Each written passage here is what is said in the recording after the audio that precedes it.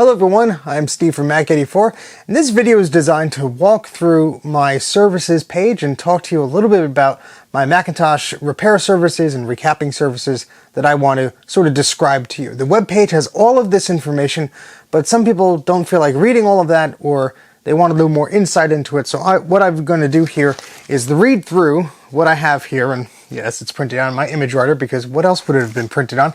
And I'm just going to casually talk about this stuff. I'm going to be reading from this a little bit. I'm going to elaborate where I need to. This is unscripted, off the cuff, so yeah, there's going to be some jump cuts in here. I'm not going to really do a good job editing this, I could assure you that.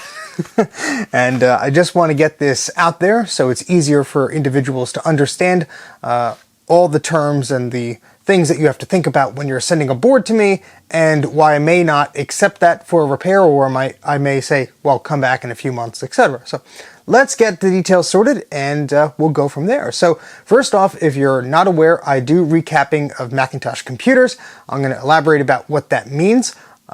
You can find my stuff on Mac84.net, so www.mac84.net/services.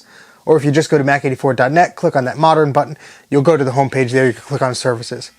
So again, you can find all of what I'm about to read on my website, but I'm going to read it out here for you.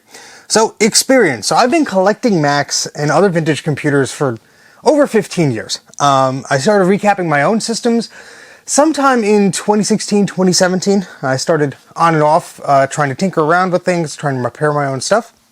So I currently offer refurbishment, repair, and capacitor replacement, aka recapping, for vintage Macintosh and select other computers at my own discretion. So what is recapping? Well, you're likely aware that these are aging electrolytic capacitors that are sitting inside of your computer right now. And they can leak onto your motherboard, your logic board, your power supply, whatever. And this stuff is corrosive. So these leaks can actually damage the components inside of your computer, whether it's chips, whether it's logic boards, whatever, it could damage those. And this is permanent damage. A lot of this stuff cannot be repaired if it's been sitting there for a long time. So the leaking capacitors can cause your system to no longer function. And the capacitor basically regulates electricity and voltage and the flow of electricity on your computer. On the logic board. So if you have a capacitor on your logic board, it is supposed to control electricity. Now, if that fails, you may be getting weird symptoms. Your computer may not be recognizing the right amount of memory, or some functions may not be working, etc. The sound may be off. You may not have any sound. You may have distorted sound. There are tons and tons of different things that these capacitors can cause. And more often than not, with these vintage Macintosh computers, especially anything that's not a PowerPC Mac, let's say from 1994 and earlier, if you are experiencing any hardware problem, it does not pay to troubleshoot it further. You have to just have the machine recapped.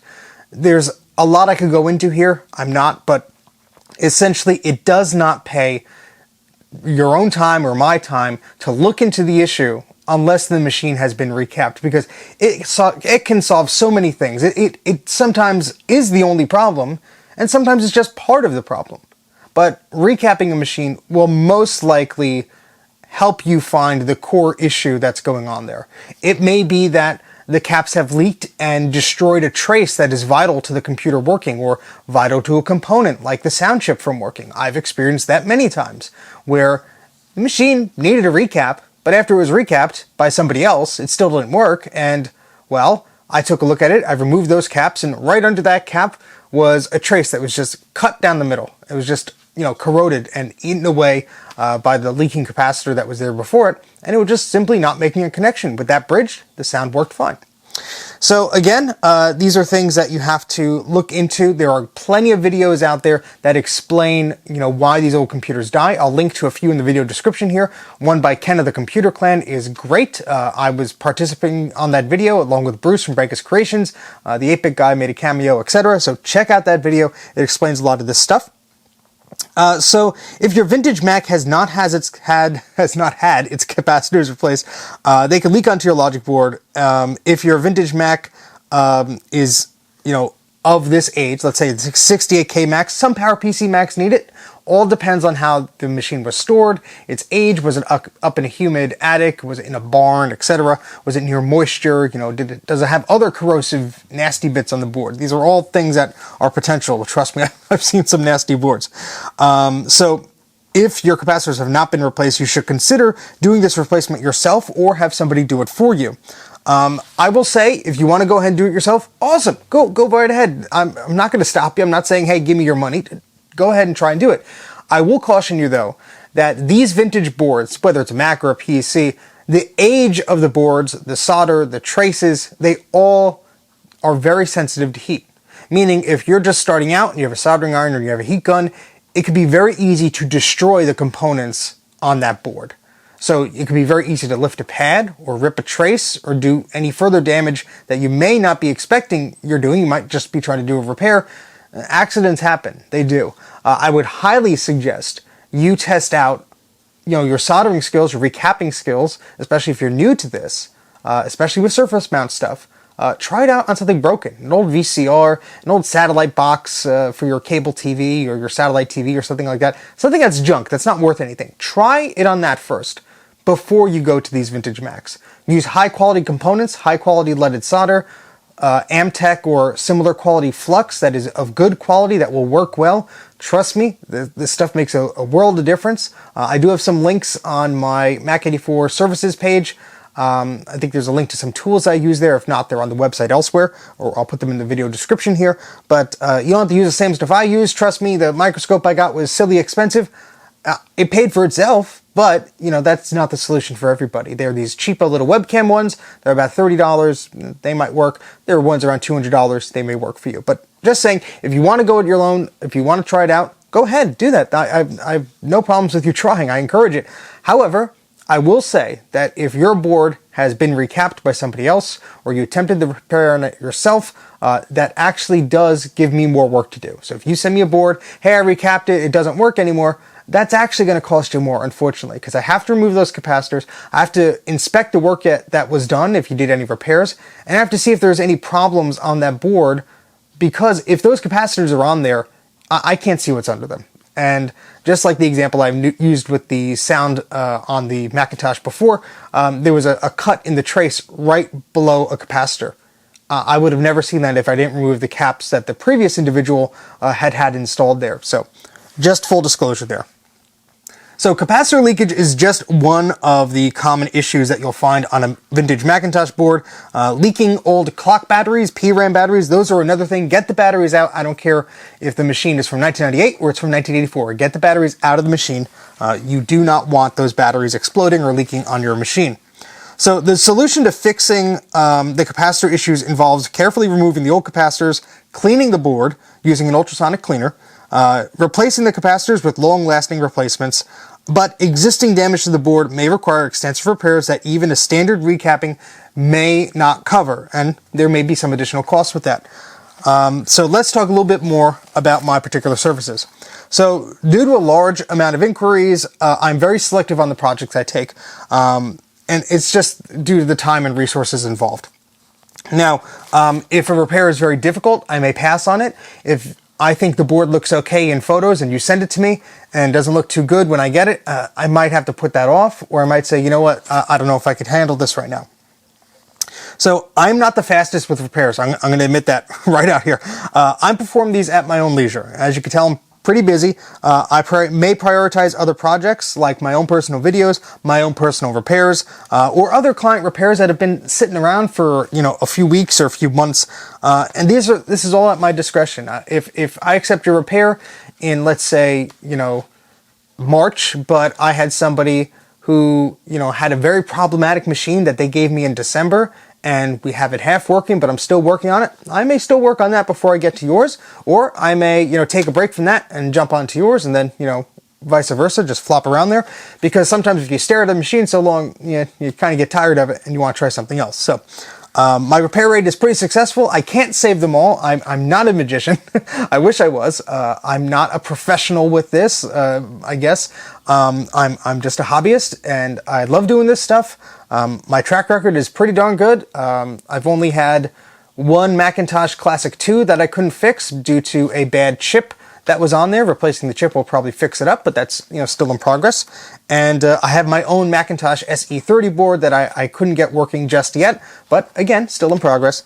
And I have my Quadra 840 AV board, which is a whole other story. But for those of you who are fans of the channel, that's quite a beast in itself. But for all of my clients, I really have a pretty good track record. I'm going to put some testimonials and things on the website.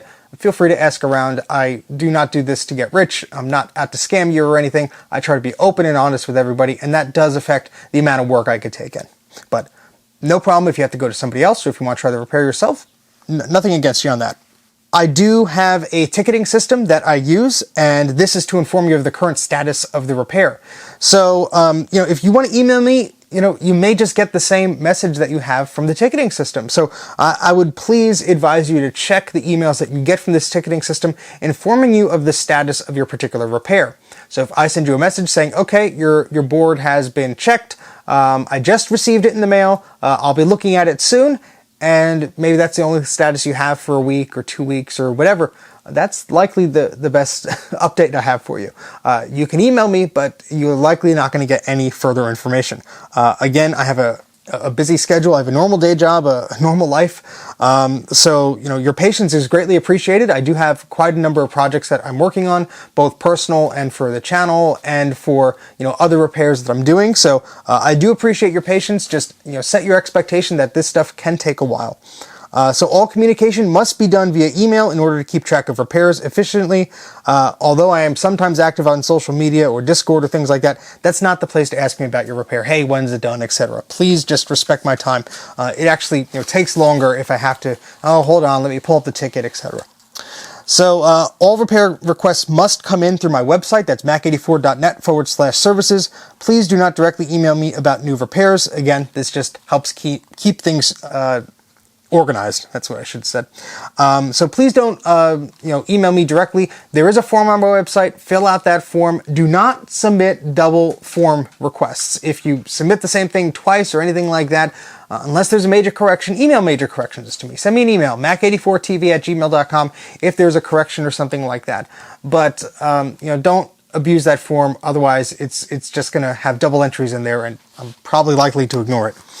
Okay, so again, I take these projects at my leisure for my own enjoyment. I reserve the right to refuse repairs or reject repairs that arrive in too poor shape to be restored, or there's just simply too much work in it. If I charge you $50, $100, or $150 for a repair or whatever, but the amount of time that I know I'm going to have to put into it is not worth that amount of money, or not worth my resources or my time sinking into a project like that, that's going to be so involved, I may have the decision that, look, I can't handle this right now.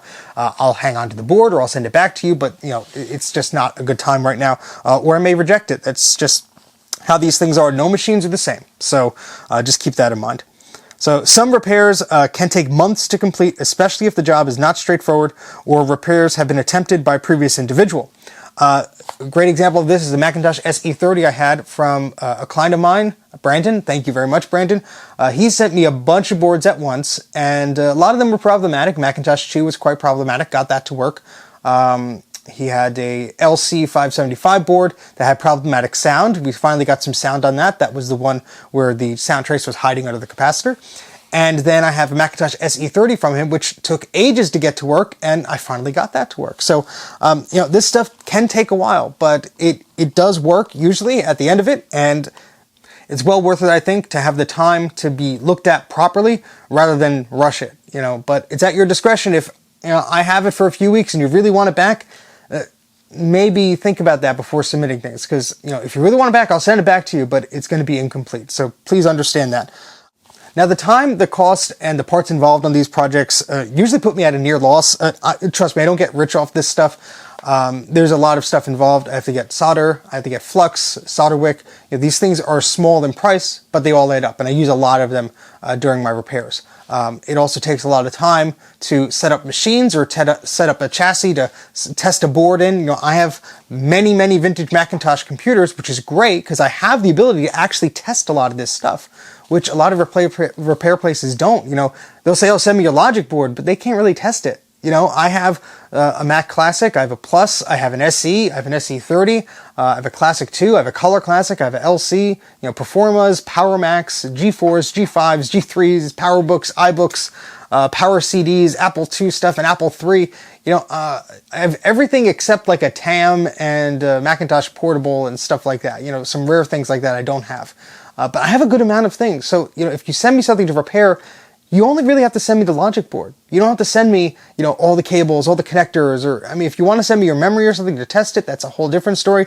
But, you know, it's like a lot of these other repair individuals, they have great skills, I'm sure, but they may not have the actual physical components to test the machine. And that's part of what you're paying for. And so we're going to get to that in a little bit.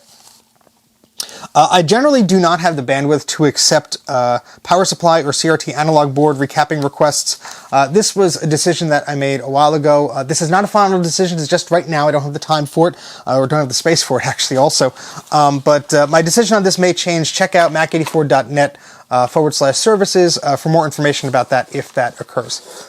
One other thing, you have to be at least 18 years old or older to send me a repair request and for us to do business together. I cannot work with minors, you know, handling cash and, you know, promising to send me funds and nothing ever arrives or anything like that. So just keep in mind about that. Okay, so here's where we get into some of the fine print stuff. Just full disclosure, just want to read everything that we have here. So this is basically to ensure everything is on the same page. We're on the same page about this repair, about your potential repair, and you know, this is just designed to protect both of us, set your expectations. So I have over 15 years of experience of troubleshooting, repairing Macintosh systems, but no job is ever straightforward and usually has its own surprises. No two repairs are the same, even if they are the same model. I reserve the right to turn down jobs due to the time, costs, and other factors involved. I'm only human, I'm not a professional, I'm not a miracle worker, and there are things that even I can't fix.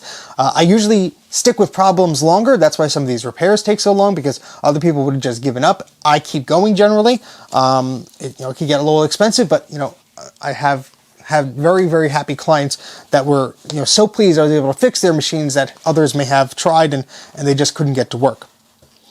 So this is generally how the process works. There are exceptions under special circumstances, but generally this is how the repair process works. So you submit a form on my website, Mac84.net /services, detailing the items and problems you are experiencing with your computer. Please attach links or photos if you can and describe the problem as detailed as possible. You know, send me a link to a photo album or something that's shared online that shows me the damage or what you're concerned about on the board. Be as detailed as possible. Specify how long it's been working or not working, etc. Give me all the information so I don't have to track it down later on. Your repair is not accepted until I email you and discuss your repair. Only then will I confirm that I can accept the repair. I will then provide you with a cost estimate and shipping information of where you can mail your logic board or your items to be repaired. Due to the fragile nature of these computers, I seldom allow shipping of entire units to me. Shipping the logic boards is safe and much more cost effective. I generally don't want you to send a Mac Classic, you know, the entire machine or the entire tower. Just send me the part that needs repair. It's much easier. If you want to drop off something locally, we could potentially discuss that. But again, it's much easier for you to just send me the part. I'll provide you with an estimate and shipping information to you via email. You are responsible for all shipping and handling costs both ways, any custom stuff, etc. if you're international. I'm located in New Jersey in the United States. A zip code roughly in this area is 07730. So if you want to do some estimates on how much it costs to ship something, I generally use USPS. They have a flat rate service. If you use the PayPal integration there, I think it's only like $14 to send a medium-sized box, which could usually accommodate most 68K Macintosh boards, except for like the large Macintosh 2 board, etc. And it's quick. It only takes 3 to 4 days usually to get here, and it's only about $14. So good tip there. If you need more information about, how to be frugal with shipping, let me know. I've done it a lot, and I try and be as economical as possible. Again, you pay both ways, but usually return shipping within the US for what I charge is usually around $14 to $16. It's usually not that much. So when your item arrives, I will inspect it, and I may take photos at that time. It is then placed on a shelf until the item is ready to be repaired. So even though you send it to me, I'm working on other stuff. I may not get to it right away, and that's to be expected. When it is time to repair your item, I'll take it off the shelf and may take additional photos or new photos. I'll then place it under my microscope for a detailed look. This may or may not happen at a live stream. Usually I'll take them off the shelf, take a look at it to understand what I'm working with before I dive into anything on a stream or anything like that. If I have to adjust my quote based on what I find, I will email you and wait for a response before any work is started or any work is continued. So let's say before I start the board, I see, oh, this is really nasty, it might be a little more, I may let you know. That doesn't mean my quote, is drastically increasing. I'm just informing you, hey, look, this may be a problem, do you want me to continue? Or I could say, look, I just recapped this board, but I'm noticing, this connector here is a bit falling off, or this chip here looks very singed or corroded. I may need to replace that or repair that, etc. Just full disclosure, I will keep in contact with you. If you tell me ahead of time, look, here's my budget, just go nuts, try and fix whatever you can, that's fine. Or if you say, look, recap it, and if there's a problem, let me know, that's fine. But generally what will happen is I'll look at the board. If it looks, terribly different from what I imagined when we discussed it or when it arrives, I will maybe adjust my quote and I'll let you know, and I won't work on anything until I move forward. Generally speaking, when I do a recap of a board, this is what's included. The recapping of the board, a hardware and software test applicable depending on what I could test it with, an ultrasonic cleaning, so that's a bath of an ultrasonic cleaner, really makes things look great and sometimes resolves some of those hard to diagnose problems if you have some dust or crud under a chip or anything like that. It generally does not include trace repair, pad repair, component repair, stuff like that. That is all extra. Now, if I see a very tiny trace, I can just scrape off and just, that's fine. I'm not going to go crazy and itemize you for that. But just to be understanding of what I generally talk about when I say extra repairs and stuff like that. If your board is really in bad shape, I could reject it, but I'll discuss everything with you via email. Once the work is complete, I will test the item, report my findings, and provide you with an update on your item. Once that's complete, I'll provide you with an invoice, including return shipping costs. In the rare event I cannot fix something, I'll discuss that with you. Now look, I still have to charge for my time and my resources, but obviously I will discuss that with you on a case-by-case basis. Once the invoice has been paid, the item will be shipped back to you. This generally occurs over the next few business days. So if I repair it on a Friday or finish the repair on a Friday and you email me and you get my payment on Friday, I could ship it out maybe Saturday if I have the time to, but it'll likely happen early next week. So all repairs, unless specified elsewhere, they generally carry a 60-day warranty. Now this does not cover modifications. Some modifications could be like a processor bump by changing some of the resistors or things like that on the bottom of a Macintosh LC series board. Generally speaking, I cannot cover that. It's a modification. It's not factory. I could cover the capacitors, but if I do a modification to something and it stops working, that's really outside of my ballpark, unfortunately. You requested it, you understand the risks involved. It is, after all, a mod. So due to the nature of this work and my schedule, I really cannot guarantee that any jobs can be completed within a specific amount of time. All time frames I provide you are strictly estimates only. If you cannot bear with this, I strongly advise you to seek services elsewhere. I do this as a hobby and for fun. I have plenty of other obligations that take priority. These repairs can take weeks, months, or longer to repair depending on the project and what's involved. No case is the same, no board is the same, no computer is the same. I will never know what lays ahead of me until I look under the machine on a microscope. And that is true. If you send me excellent photos, they may be excellent photos, but I still don't know what I'm looking into unless I have my microscope and I can see what damage has been done. Please don't forget to provide you with your primary email address when you submit that form so I can follow up with your requests. All communication is done via email. So it's very important that you give me a proper email. Otherwise, if it's something like your secondary inbox, you don't check that often, there may be a delay in getting back to you. Even if you message me about a service, let's say in May, and I don't hear back from you in June, well, other repairs may have taken your spot in line, etc. Okay, so here are some service terms. Oops. By submitting this form, you're requesting a repair service. You agree with the following terms. These terms must be agreed to before any items can be repaired or reviewed. By submitting the form, you're agreeing to this. I'm just reading them out loud.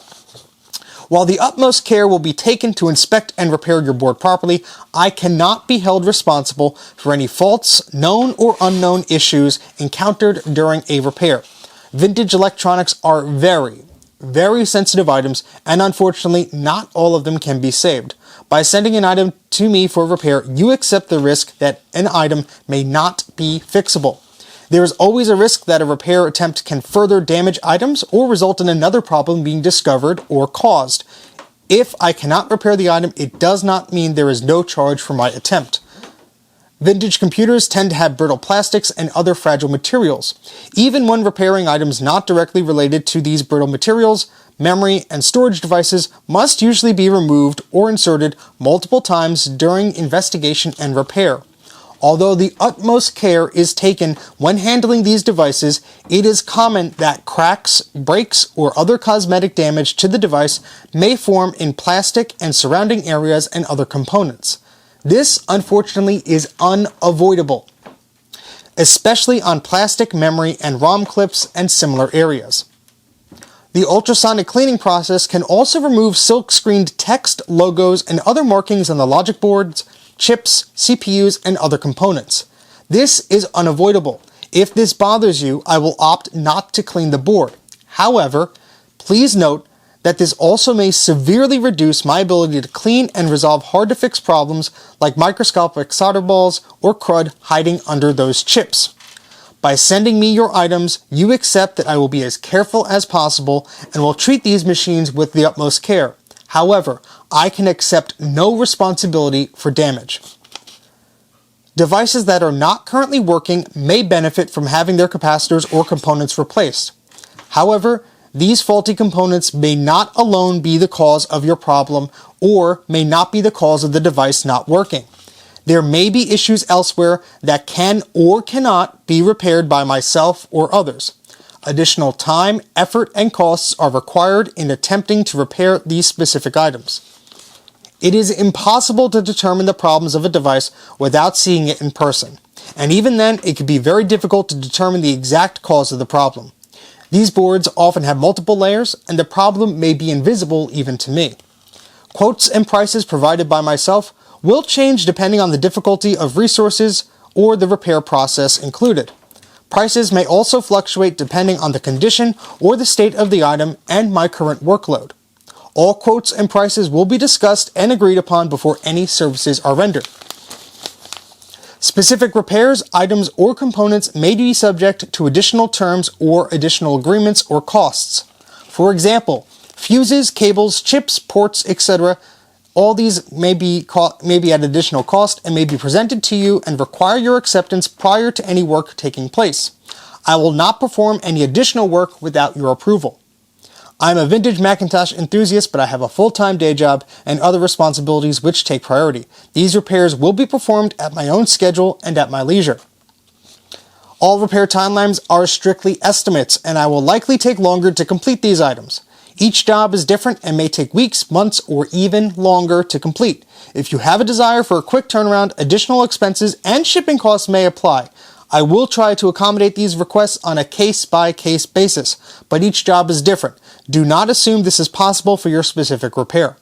If special parts are needed for your repair, additional time may be required to obtain those parts, and these parts will be added to your invoice accordingly.